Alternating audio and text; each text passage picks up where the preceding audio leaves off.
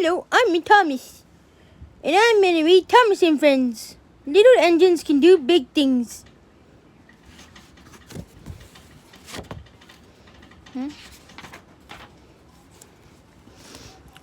Things were busy on the island of Soder. Sir Tom Hamhat was away on vacation, and all of the engines were doing their best to be really useful. But Thomas the tank engine did not feel useful at all.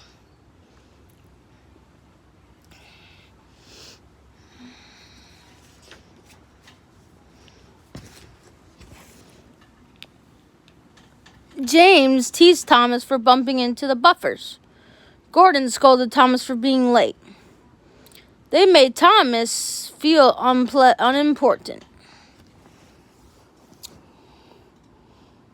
Important is big, Gordon told Thomas, we are big. Engines, you are small. Bossy sprockets, grumbled Thomas. I'll show them. Little engines can do big things, Thomas said to himself, especially when they have nice blue paint like me. Just then, Harold the helicopter flew by, making a cloud of dust. Thomas' nice blue paint got all dirty. Two nasty diesels made fun of Thomas. Let's start laughing now, they said, and they did. Thomas was determined to prove that little engines could do be really useful that night. Thomas was right on time doing his mail route. He even confronted Percy, who felt bad for being late. The next morning, Thomas saw Henry looking gloom. Morning, Henry, peeped Thomas. What's the matter? I've got boiler ache, Henry told him. Thomas offered to fetch some special coal for Henry. Thank you, Thomas, said Henry.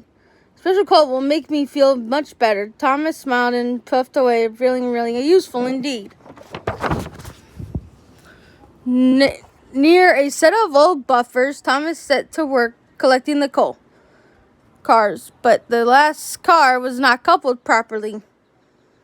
Thomas didn't notice the coal car sliding quickly backward.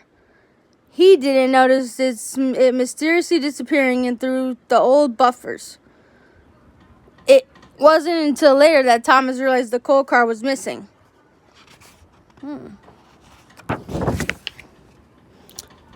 I was up near the buffers when the last coal car disappeared, Thomas told Percy. Percy got very excited. Maybe those buffers are the entrance to the Magic Railroad, he cried.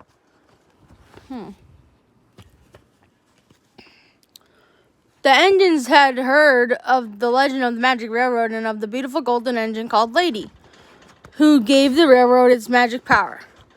Lady had disappeared long ago, and the Magic Railroad had disappeared with her.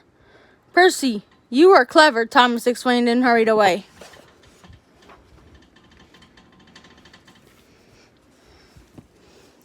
Thomas steamed back to the old buffers. He knew that bringing Lady back would be really useful. But he was nervous, too. What if I go on the Magic Railroad and my wheels don't work? Thought Thomas. What if it's dark? But Thomas kept going. He reached the old buffers and passed right through. The Magic Railroad was dark and scary, but it was also beautiful. Thomas found the missing coal car. With the car coupled properly, he continued along the Magic Railroad.